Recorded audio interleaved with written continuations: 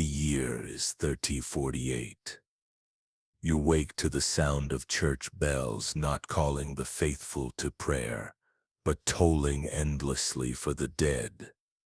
The air outside your window carries something wrong, something rotten, something that makes your stomach turn before you even understand why. Welcome to the black, and if you think dying from the plague was the worst thing that could happen to you, you're wrong. This is the story of why surviving might have been so much worse. Fair warning. What you're about to hear isn't for the faint of heart. We're diving into one of humanity's darkest chapters, where the living envied the dead, and salvation felt like a cruel joke. Hit that like button if you're ready to face the nightmare. Subscribe for more dark history, and drop a comment. Tell me where you're watching from and what time it is, because after this video you might want to remind yourself that you're safely in the 21st century. Let's begin. Picture this. You're a merchant in Kaffa, a bustling trade port on the Black Sea. The year is 1346, and ships arrive daily carrying silk, spices, and stories from distant lands. But today something's different. The Mongol army besieging your city has grown quiet. Too quiet. Then you see them loading the catapults. But not with stones. With corpses. The decomposing bodies of their own soldiers arc through the air, slamming into your city walls with wet, sickening thuds. You don't know it yet, but you're witnessing history's first recorded instance of biological warfare. The Mongols are hurling plague-infected corpses over your walls, and with them they're launching the apocalypse. One historical truth here. The Black Death didn't originate from this siege, but the tactic of launching infected corpses was real, documented by Italian notary Gabriele. The plague had been festering in Central Asia for years, carried by fleas on black rats, spreading silently along the Silk Road like a whispered curse. You flee Kaffa on the next available ship thinking you've escaped death. You haven't. You've become its messenger. The ship groans beneath your feet as you sail westward. But something's wrong. The rats are dying first. Black, swollen creatures littering the deck like omens. Then the sailors start falling. One by one they develop strange swellings in their necks, armpits and groins. The boo-boos, as they'll come to be known, grow to the size of apples, black and purple like rotting fruit. The screaming starts on day 3. And here's the weird part. The fringe fact. Some survivors reported that the swellings occasionally burst open on their own, releasing a stench so putrid that even the dying would vomit. Those lucky enough for their boo-boos to rupture and drain sometimes survived. The unlucky ones, the poison stayed inside, cooking them from within. By the time your ship limps into a European port, half the crew is dead. The other half wishes they were. You stagger onto dry land, carrying an invisible passenger that will reshape the world. Welcome to Europe. Population about to drop by 1/3. You made it off the ship alive, but that's when your real nightmare begins. Within days you feel it starting. A slight fever. Nothing more than a summer cold. You tell yourself it's exhaustion from the void. You're lying to yourself, and somewhere deep down you know it. The fever climbs. Your head pounds like a blacksmith's hammer on an anvil. Then come the chills, violent shaking that makes your teeth chatter so hard you bite your tongue bloody. Your joints scream with pain that feels like someone driving nails into your bones. But the real horror is yet to come. You feel them first as hard lumps under your skin, in your armpit, where your tunic rubs, in your groin, tender and angry, behind your ears, growing like malignant fruit. The boo-boos announce themselves as hard knots beneath your flesh, but they're just getting started. Over the next day they swell, and swell, and swell.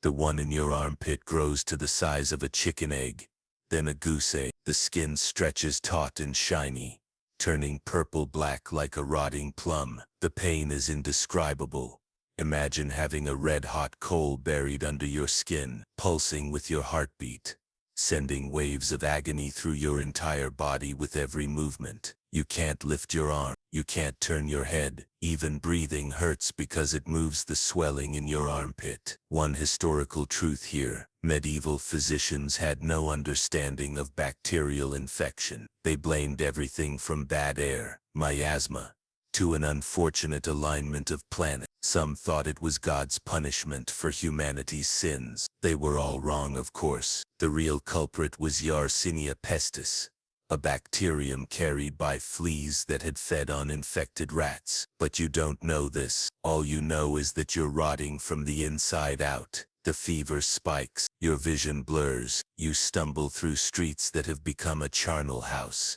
stepping over bodies that were your neighbors just days ago. The city has transformed into something from a fever dream. Empty windows staring like dead eyes, doors hanging open because there's no one left to close them. And here's what scholars still debate to this day: did the Black Death actually make some people go temporarily insane? Contemporary accounts describe plague victims dancing naked in the streets, speaking in tongues, or becoming violently aggressive before death. Modern doctors suggest the fever and pain could have caused delirium, but some historians wonder if there was something more, a neurological component to the plague that drove people genuinely mad in their final hours. You feel it happening to you. Reality becomes fluid. The walls seem to breathe. Shadows move when they shouldn't. You hear voices calling your name from empty rooms, but you're one of the lucky ones. You survive, and that's when you discover that surviving the Black Death isn't a blessing. It's a curse. The fever breaks on the 7th day.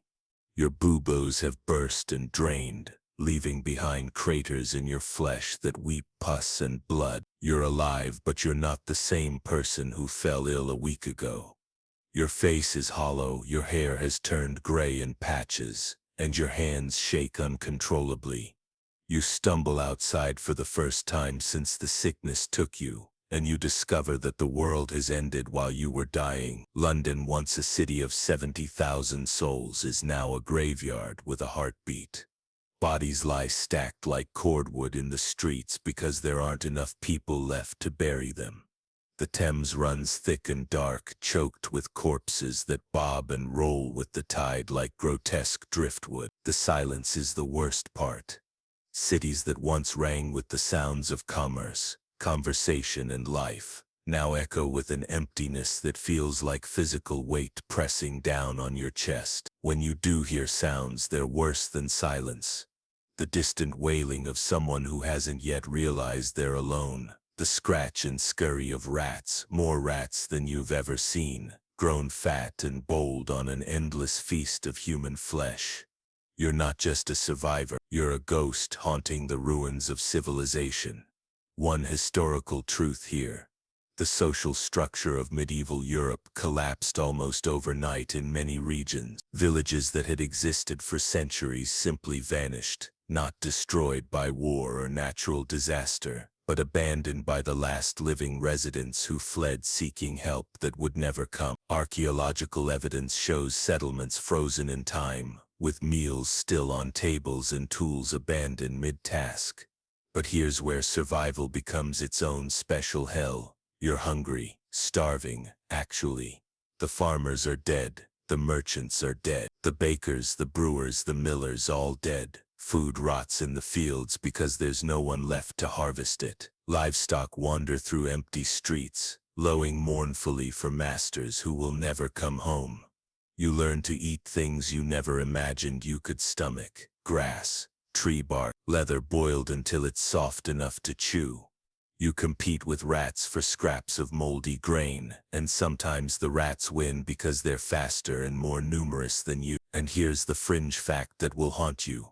Some survivors reported that human flesh, when properly cooked, tastes remarkably similar to pork. Not because they were curious, but because in the depths of starvation, when you're watching your own body consume itself, moral boundaries become as flexible as empty stomachs.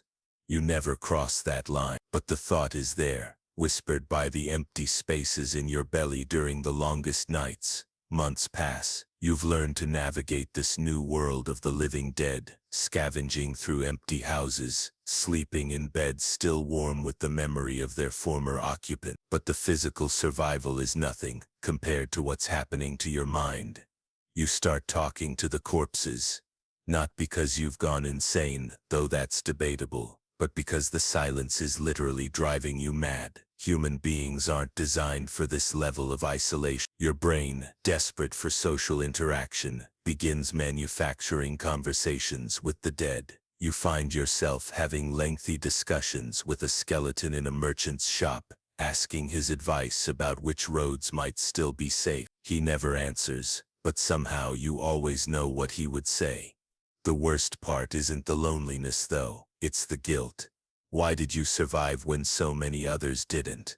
What made your life worth preserving when children, priests, and nobles all fell to the same disease? The question gnaws at you like a second plague, eating away at your sanity from the inside. You begin to see patterns that aren't there, signs and omens in the arrangement of bones in the street, secret messages in the way shadows fall across abandoned doorways. Your mind, traumatized beyond repair, starts creating meaning in a meaningless world. What scholars still debate to this day is whether this psychological breakdown was universal among survivors. Contemporary accounts describe people who lived through the plague, but never truly recovered mentally. They became hermits, mystics, or wanderers, unable to rejoin society even when it began to rebuild. Some historians argue this was the birth of a new kind of trauma, what we might now recognize as post-traumatic stress disorder on a civilization-wide scale. You feel it in your bones. You're not just a survivor of the plague, you're a survivor of the end of the world, and there's no roadmap for how to live with that knowledge. Spring comes, and with it the first stirrings of life returning to the wasteland. Other survivors begin to emerge from their hiding places, hollow-eyed, skeletal figures who move through the ruins like sleepwalkers. You're not alone anymore, and somehow that makes everything worse. Because now you have to compete. The mathematics are simple and brutal. There are still too few people, and too few resources. Every scrap of food, every intact shelter, every functional tool becomes a prize worth fighting for, and fight you do. The veneer of civilization, already paper-thin before the plague, has been completely stripped away. You watch a woman kill a man with a rusty knife over a handful of sprouted grain. You say nothing. You do nothing. Because you understand her completely.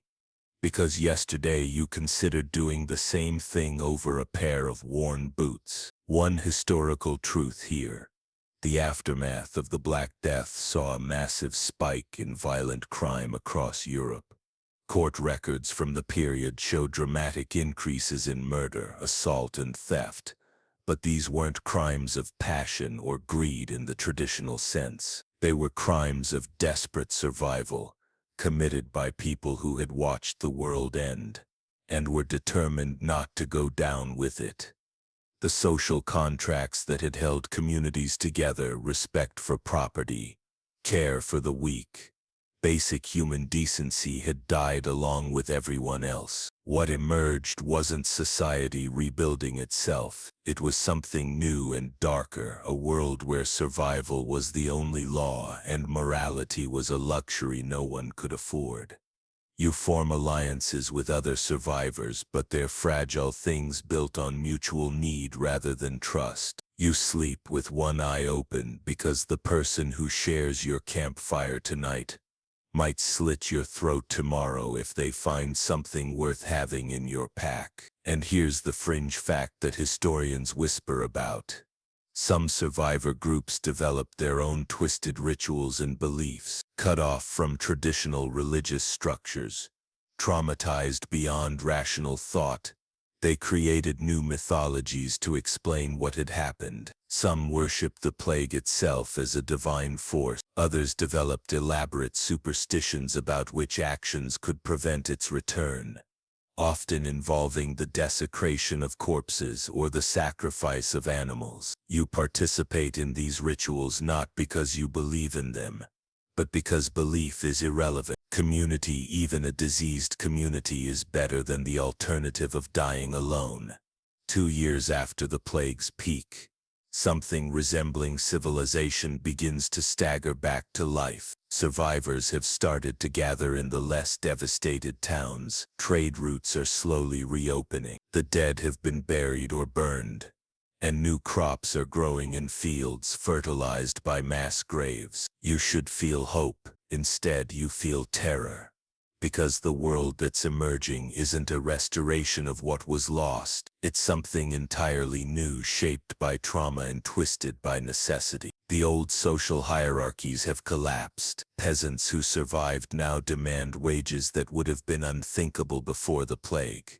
Not out of greed, but because they know their labor is precious in a world where workers are scarce. Lords who once commanded hundreds of serfs now beg those same serfs to work their lands. The Catholic Church, which lost nearly half its clergy, struggles to maintain authority over a population that watched their prayers go unanswered while good people died screaming. You've become part of a new social class, the plague survivors. You're marked by it, scarred by it, forever changed by it. People look at you differently, with a mixture of fear and awe, as if you're walking proof that the world can end and somehow continue. One historical truth here: the Black Death fundamentally reshaped European society. The labor shortage caused by mass death led to the breakdown of feudalism and the rise of a money-based economy. Surviving peasants gained unprecedented bargaining power,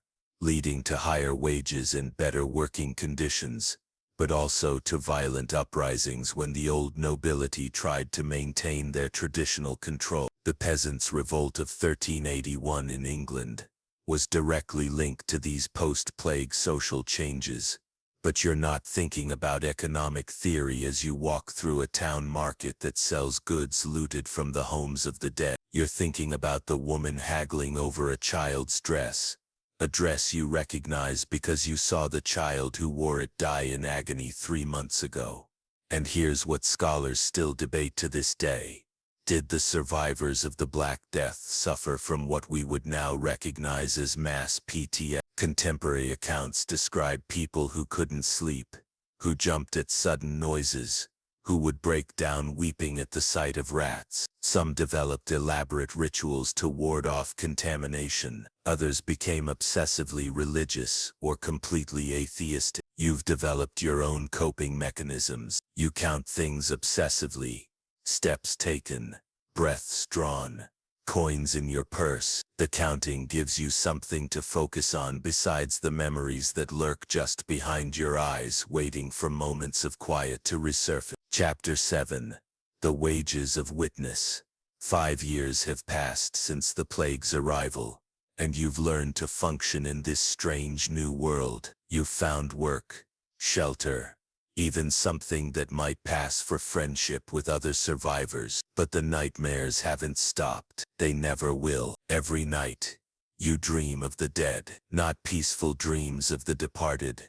Violent, vivid nightmares where corpses ask why you lived when they didn't. Where your friends and family, swollen with plague bobas, accuse you of abandoning them. Where you're forced to relive every moment of horror, every decision made in desperate survival, every compromise with decency that kept you breathing. You wake up screaming at least twice a week. The other survivors understand. They have their own night terrors, their own catalog of horrors that replay behind closed eyelids. The living world has moved on, but you're trapped in 1348 forever, watching the world end on an endless loop. One historical truth here: contemporary chroniclers like Giovanni Boccaccio and Agnolo di Tura documented not just the plague itself, but its lasting psychological effects on survivors. They wrote about people who seemed to recover physically but remained changed in fundamental ways, unable to form close relationships, prone to sudden fits of rage or despair, obsessed with death, and disease. Modern psychologists reading these accounts recognize the symptoms of severe trauma disorder.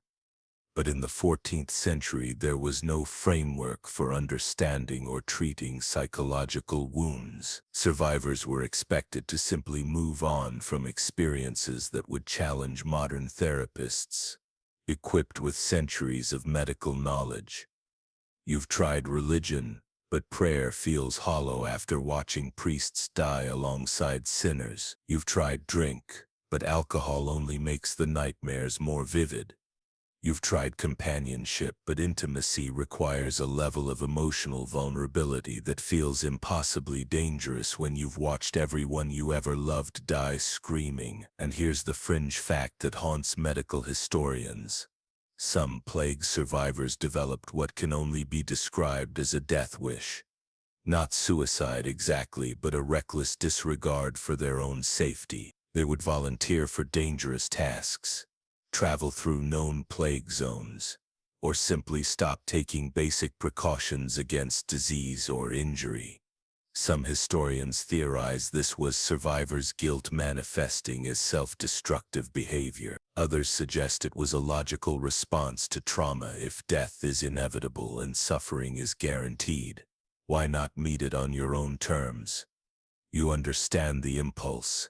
Some days survival feels less like a gift and more like a punishment. A decade has passed. The Black Death has become history rather than immediate experience. Children are being born who never knew the world before the plague. To them, mass graves and abandoned villages are simply part of the landscape, as natural as rivers or hills.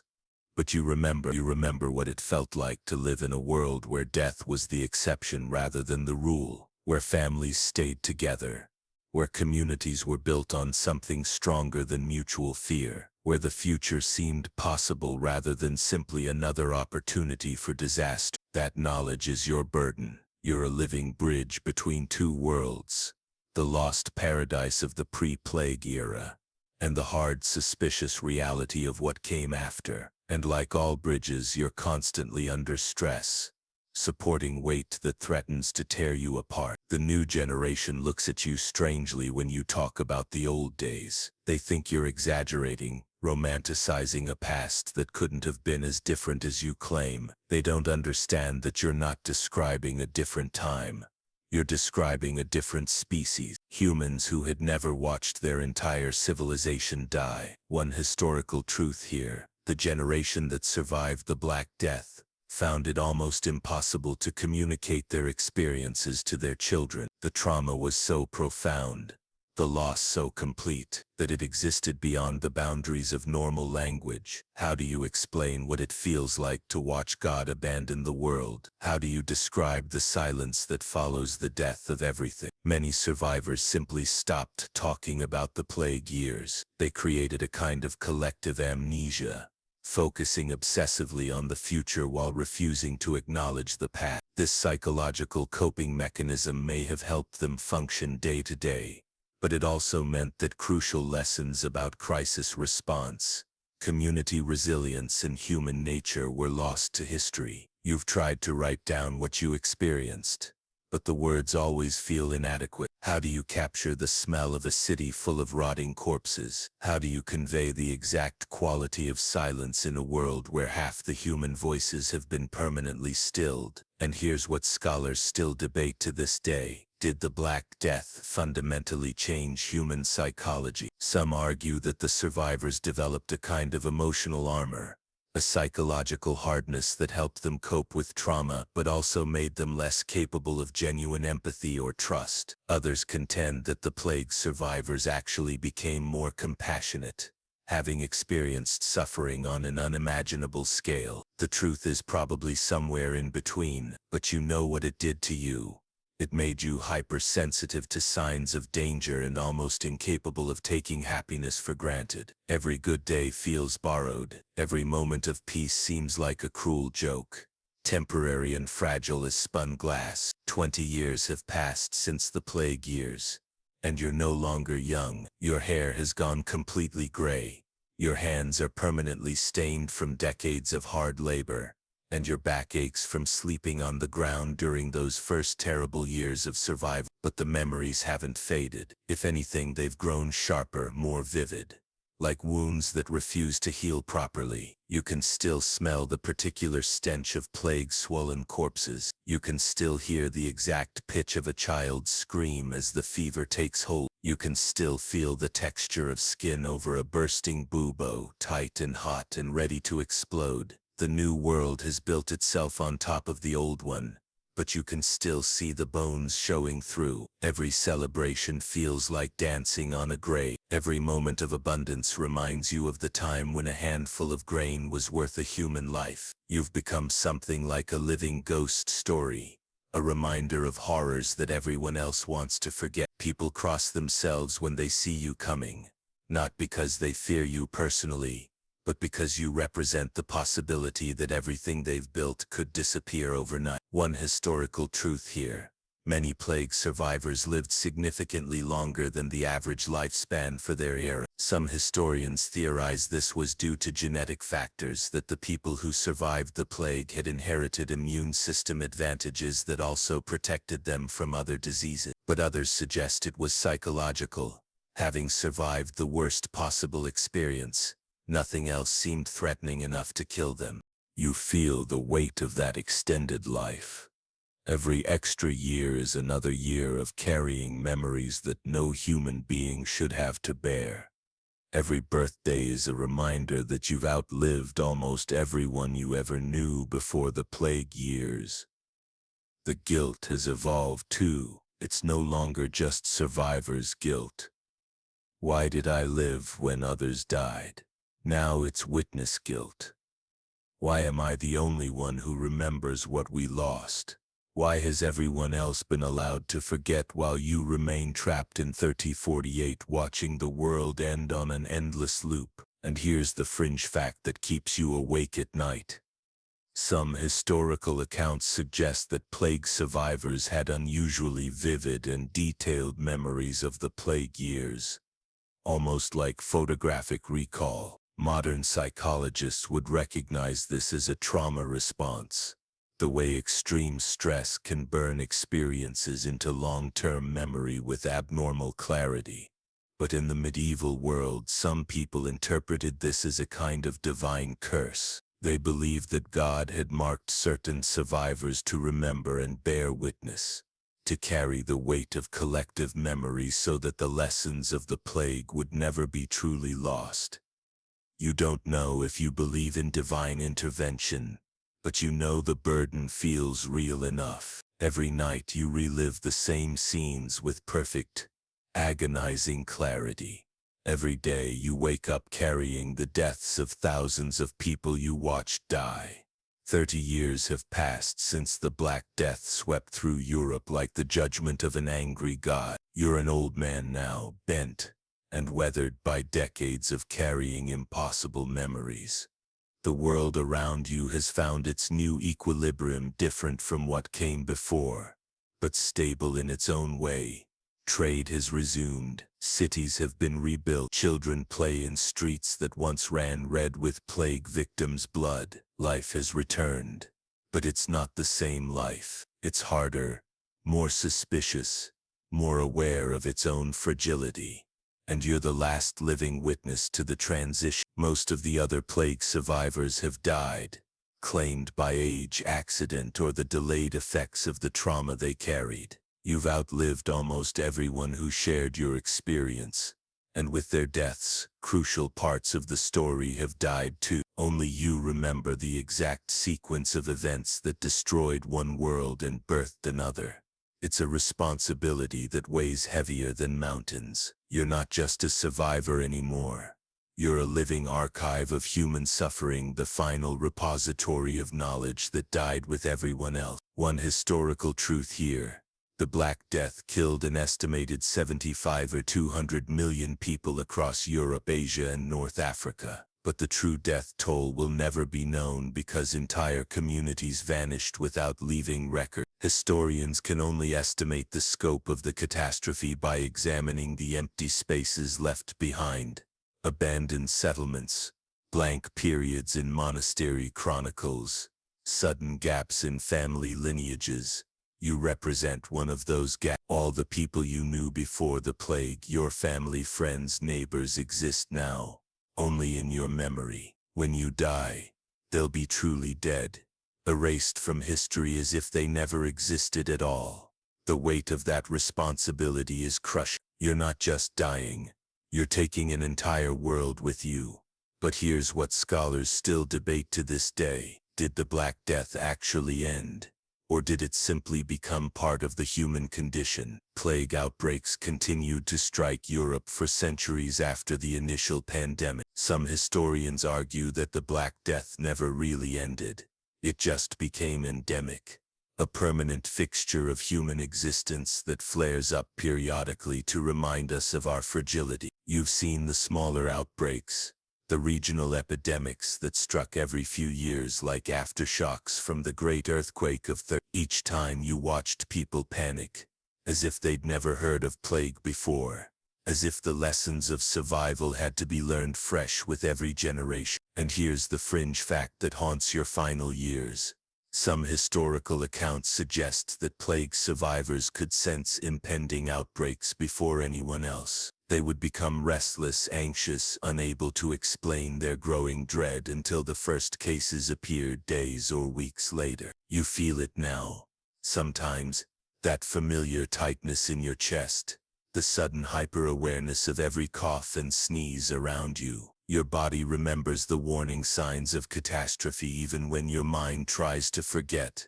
But maybe that's just paranoia. Maybe 30 years of hypervigilance has rewired your nervous system to see threats everywhere. Maybe you're just a traumatized old man jumping at shadows.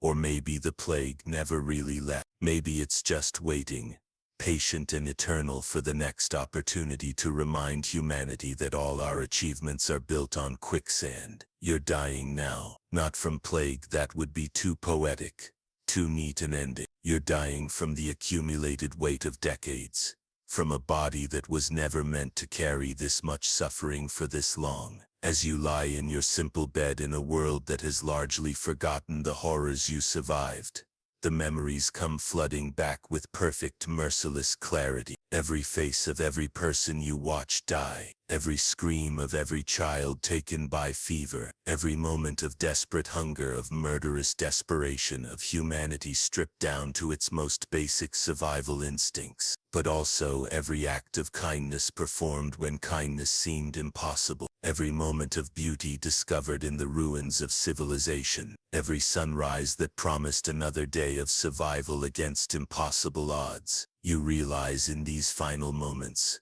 that surviving the Black Death wasn't just about living through disease. It was about learning to be human in a world that had forgotten what humanity meant. It was about carrying forward the memory of what was lost, even when that memory felt like a curse. The plague didn't just kill people, it killed a way of being, a particular type of innocence that could never be recovered. But it also revealed something essential about the human spirit, its capacity to endure, to adapt, to find meaning even in meaningless suffering. You close your eyes and for the first time in 30 years the nightmares don't come. Instead, you dream of the world before, not as it actually was but as you choose to remember it. Full of light and laughter and the kind of naive hope that can only exist before you learn how quickly everything can end. In the morning they'll find you dead, and with your death, the last living memory of the plague years will die too. Future generations will read about the Black Death in books, but they'll never truly understand what it felt like to watch the world end and somehow continue. Maybe that's a mercy. Maybe some knowledge is too heavy for human consciousness to bear. Or maybe it's a tragedy, another piece of essential human experience lost to the conspiracy of forgetting that allows civilization to function. The Black Death ended, but it never truly ended. It became part of human DNA. A genetic memory of catastrophe that shaped every generation that followed. The survivors didn't just live through a plague, They lived through the birth of the modern world, with all its anxieties, its awareness of fragility, its simultaneous hunger for security and acceptance of uncertainty. We are all descendants of plague survivors, inheritors of trauma that was too profound to be processed by the medieval mind, but too important to be completely forgotten. Every pandemic, every social collapse, every moment when civilization seems to teeter on the edge of chaos, we rediscover the lessons that the Black Death survivors learned, that normalcy is an illusion, that community is fragile, that survival often comes at a cost that can never be fully calculated. The horror of surviving the Black Death wasn't just the physical suffering or the loss of loved ones. It was the knowledge that everything you thought was permanent, social structures, religious certainty, the basic predictability of daily life, could vanish overnight, leaving you alone in a world that no longer made sense. That knowledge, once gained, can never be lost. It changes you at a cellular level, rewrites your understanding of what it means to be human. The Black Death survivors didn't just live through history. They lived through the end of one kind of humanity and the birth of another. And in the deepest sense, we're still living in the world they created, suspicious of authority, aware of our own mortality, simultaneously capable of extraordinary cruelty and unexpected compassion. We're still processing the trauma of watching civilization die, still trying to figure out how to be human in a world that offers no guarantees. The Black Death taught us that survival isn't always a blessing. Sometimes it's a burden, a responsibility, a kind of cosmic joke played on those strong enough to endure what others couldn't. The survivors didn't get to go back to the world they knew. They had to build a new one, brick by brick, on foundations made of memory and law. That's the real horror of surviving the plague. Not death, but transformation. Not ending, but beginning again in a world where innocence is impossible and hope must be earned through daily acts of faith. In a future that might never come. The church bells have stopped ringing now. The bodies have been buried or burned. The cities have been rebuilt and repopulated. But if you listen carefully, in the quiet moments between heartbeats, you can still hear the echo of that first scream, that first realization that the world as we knew it was ending. And maybe that's appropriate. Maybe we're supposed to remember. Maybe the weight of witness is the price we pay for the privilege of survival. The Black Death is over. The Black Death is never over. Welcome to the world it created. Welcome to the world where you still live, descendant of survivors, carrier of ancient trauma, heir to the knowledge that everything can end and somehow impossibly continue. The nightmare is history. The nightmare is eternal. And you're still here, still breathing, still carrying forward the memory of what it means to survive when survival is worse than death.